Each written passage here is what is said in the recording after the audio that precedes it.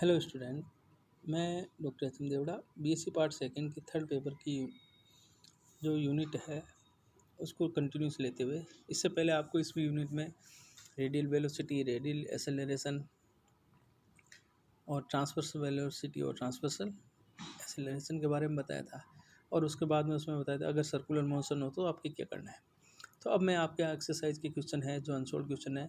तो आपको जैसे पहला क्वेश्चन है उसमें आपको दे रखा है कि अगर s बराबर 4a साइन साई दे रखा है और आपसे उससे पूछ रहा है कि आपको परिणामी त्वरण ज्ञात करना है। तो परिणामी त्वरण का मतलब रिजल्टेंट एक्सेलरेशन ज्ञात करना है।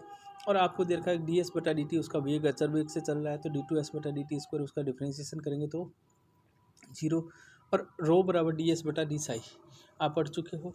तो डी एस बटा डी साई निकाला, फिर डी टू एस बटा डी एस आई स्क्वायर निकालोगे तो आपको परिणाम में resultant acceleration equal to under root of D two s बटा d t square plus v square बटा रो। ये अपने इसमें वैल्यू पुट करेंगे क्योंकि डी एस बटा d t into d psi बटा डी टी करेंगे। तो डी एस बटा डी साई और डी साई बटा डी टी से अपने डी एस बटा डी टी अपना होता है वी। तो अपने इसका रिजल्टेंट वेलोसिटी आपका हो जाएगा, तो ये हो गया वी स्क्वायर बटा रो। और रो बराबर आपका है 4a साइन साई। तो आपके इसका रिजल्टेंट वैल्यू आ गया। अब आपको नेक्स्ट क्वेश्चन में दे रखा है कि यदि किसी कण पर स्पर्शरेखीय त्वरण और अभिलंबिक त्वरण का मान समान हो तो उसका वेलोसिटी जो है वो उसके चरघाता के फलन के समानुपाती होता है। तो आपको इसमें क्या करना है, रिजल्टेंट स्पर्शरेखीय त्वरण और अभिलंबिक त्वरण दोनों बराबर रखना है। स्पर्शरेखीय त्वरण का formula v d v by d s होता है और इस अभिलंबिक त्वरण का मान होता है वी स्क्वायर बटा रो। अब इन दोनों को जब बराबर रखेंगे तो आपने देखा होगा कि एक वी से एक वी कैंसिल हो गया, डी वी बटा डी एस बराबर हो गया वी बटा रो। रो बराबर होता है डी एस बटा डी साई। तो डी वी अपन वी वेरिएबल सेपरेबल जो आपने अपने जो फर्स्ट सेकंड पेपर है डिफरेंशियल इक्वेशन में और वैसे 12th में भी आपने पढ़ा है, तो उसमें अपने को वेरिएबल सेपरेबल करना है। तो डी वी अपन वी किया तो आपके बच गया डी एस और आपको डी एस और साई। तो आपको होता है साई बराबर रो बराबर होता है डी एस बटा डी साई। तो डी साई से डी साई कैंसिल, तो केवल क्या बचा आपका डी साई। तो डी वी अपॉन वी बराबर डी साई, ये वेरिएबल सेपरेबल हो गया। इसका समाकलन करेंगे तो आपको integration of d v upon v बराबर इंटीग्रेशन ऑफ डी साई। तो log v equal to psi plus c. तो वी बराबर हो गया आपका ई की पावर साई प्लस सी। अब आपके यहाँ पे जब ये आया है तो इसको अपने क्या करेंगे, लॉग वी बराबर log c Sai plus log c. तो लॉग वी बटा सी बराबर साई।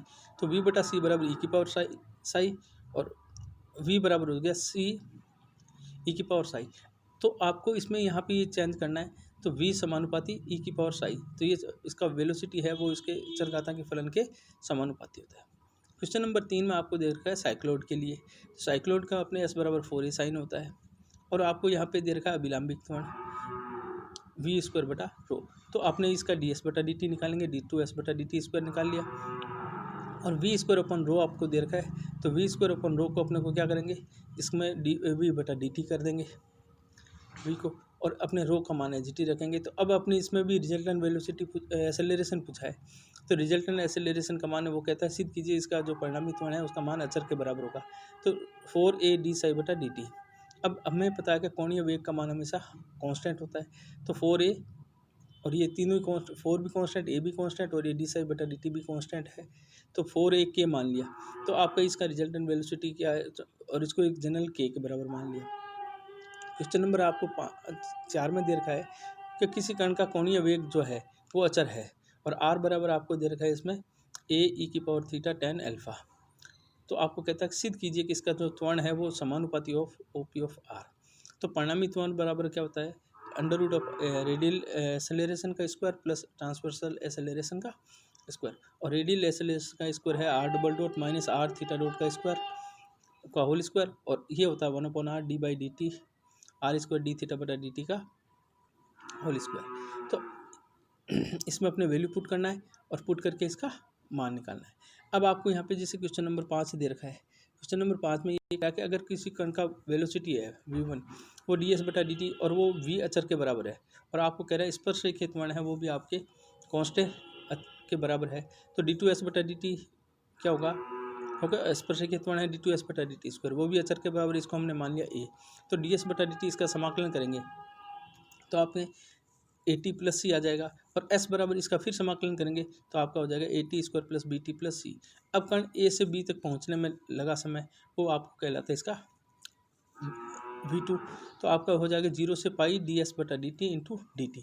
अब ये डी एस 0 से पाई डी एस बटा डी टी क्यों है? क्योंकि सर्कुलर मोशन है, तो अपने वृत्तीगत पथ पर 0 से लेके पाई के बीच में होता है इसका गमन। तो आपका हो गया 0 से पाई, और ये डी एस बटा डी टी आपके पास आ रहा है सी डी टी। तो सी इसका इंटीग्रेशन करेंगे तो अपने डी टी का करेंगे तो टी आएगा, और 0 से pi upper limit minus lower limit, तो v2 हो गया आपका सी पाई। तो आपको कह रहा है इन दोनों के वेगों का अनुपात जो है पाई अनुपात 1 है, और ये इंपॉर्टेंट क्वेश्चन है, ये पेपर में आ चुका है। और क्वेश्चन नंबर 6 में भी वापस वही स्पर्शरेखीय त्वरण और अभिलंबित त्वरण दोनों बराबर है। तो आप इसको कहता है कि बताइए इसका जो कण है वो एक कैटनरी के रूप में या एस बराबर सी टेन साई होगा। तो आपको स्पर्शरेखीय त्वरण का फॉर्मूला अपने पास है v d v by d s, और अभिलंबित त्वरण का मान है वी स्क्वायर बटा रो। एक वी से वी कैंसिल हो गया तो डी वी बटा डी एस बराबर हो गया वी बटा रो। अब आप रो को रखेंगे डी एस बटा सी साई, तो आपका ये हो जाएगा डी वी अपॉन वी बराबर डी एस, और डी एस से डी एस कैंसिल हो जाएगा तो डी साई रह जाएगा। तो इंटीग्रेशन इसका करेंगे तो integration of d v upon v बराबर इंटीग्रेशन ऑफ डी वी, तो लॉग वी बराबर साई प्लस, अब इसमें ए लिया है हमने कांस्टेंट, लॉग में भी ले सकते हो, तो पीछे वाला क्वेश्चन हो जाएगा। तो आपकी इक्वेशन नंबर 1, हमें पता है कि v बराबर के ई की power ten inverse s upon c होता है। क्यों होता है? क्योंकि आपने पढ़ा है, ये आपने किस पार के समीकरण है, ये पीछे अपने जो समीकरण है कैटनरी में वो है इसकी टॉपिक की, जो अपने फर्स्ट बुक में अपने स्थिति विज्ञान में पढ़ा है। तो समीकरण 1 और 2 से तो v का मान रखेंगे तो लॉग ऑफ के ई की power ten inverse s upon c बराबर साई प्लस ए, तो लॉग ए इंटू बी होता है log a plus log b, तो log of k plus log of ten e की power ten inverse s upon c, तो log of ई की power ten inverse हो जाएगा ten inverse s upon c बराबर S Sai plus ए। तो log के भी कांस्टेंट है और ये भी साई भी ए भी कांस्टेंट है, लॉग के को साइड में लेंगे।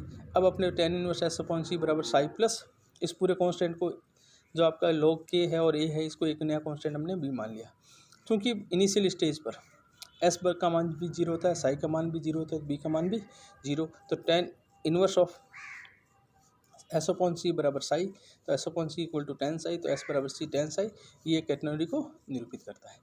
अब क्वेश्चन नंबर 7 है कि आपको दे रखा है कि स्पर्शरेखीय त्वरण का मान जो है आपका डी थीटा बटा d t equal to lambda, और अभिलंबित त्वरण का मान दे रखा है आपको म्यू के बराबर।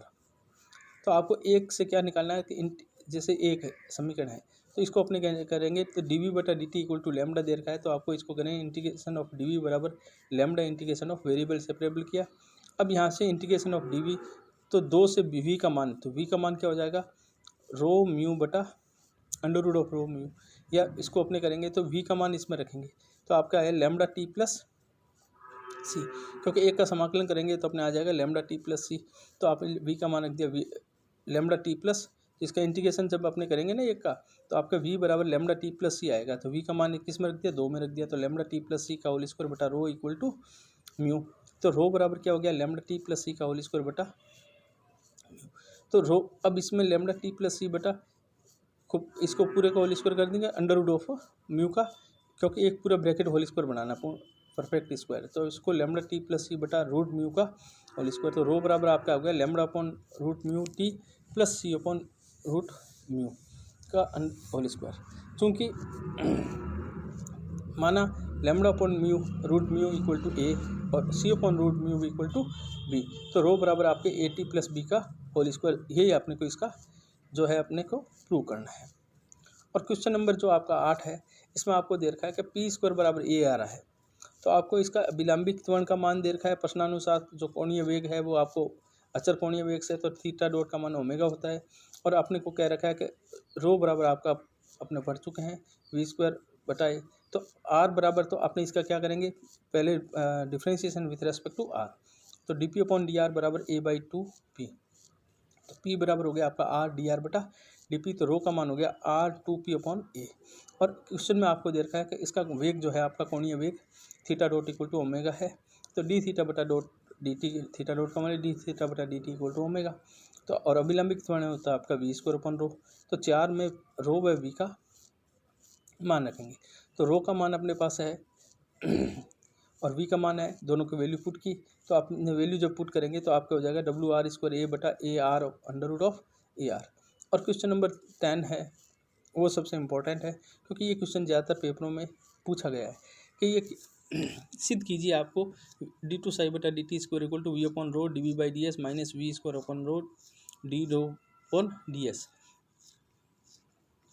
ठीक है, तो इसमें अपने को क्या करना है, क्योंकि हम जानते हैं कि डी साई बटा d t equal to d psi बटा डी एस और डी एस बटा डी टी, डी साई के डी एस की मल्टीप्लाई डी एस का भाग, और ये आपको हो गया वी अपॉन रो। स्पर्शकीय कोण में परिवर्तन की दर का मान वी अपॉन रो के बराबर होता है, अर्थात डी साई बटा डी टी कोणीय वेग को निरूपित करता है। तो कोणीय वेग में परिवर्तन की दर को अपने क्या कहते हैं, कोणीय त्वरण करते हैं। तो अपना डी टू साई बटा d t square equal to rho d v बटा d t minus v d rho बटा डी टी बटा रो स्क्वायर। तो डी साई बटा डी टी अपने पास वी अपॉन रो है, तो इसका अगेन डिफ्रेंशिएशन करेंगे विथ रेस्पेक्ट टू टी। तो यू बटा वी भाग विधि से अपने इसका डिफ्रेंशिएशन किया, तो डिफ्रेंशिएशन करेंगे तो वी का square, v as it is, rho as it is, और डी वी बटा d t minus v as it is d rho बटा डी टी और बटा ये होल स्क्वायर। अब अपने को इसमें क्या करना है कि डी वी बटा डी टी को ऊपर लेना है और इसको रो डी वी बटा डी टी अपॉन रो का स्क्वायर, तो ये कैंसिल हो जाएगा, तो डी वी बटा d t upon rho minus v square upon rho square d rho बटा d t, one upon rho बाहर ले लिया, डी वी बटा d t minus v upon rho square d p बटा डी टी। डी वी बटा d t को अपने क्या लिख सकते हैं,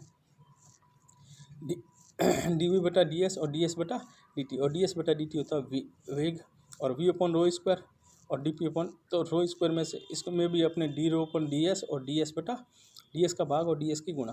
तो आपका जो ये रिजल्टेंट है डी टू साई बटा डी टी स्क्वायर बराबर v upon rho d v by d s minus v square upon rho d rho by d s. समीकरण 2 जो है एक समतल में गतिमान कण की दिशा में कोणीय त्वरण को निरूपित करता है। ये कोणीय त्वरण वेग तथा वक्रता त्रिज्या में परिवर्तन के सापेक्ष एक संबंध को स्थापित करता है। तो आपके यहाँ पे ये क्वेश्चन भी बन सकता है कि सिद्ध कोणीय त्वरण वेग तथा वक्रता त्रिज्या की परिवर्तन विस्थापन के सापेक्ष में एक संबंध स्थापित कीजिए। Thank you.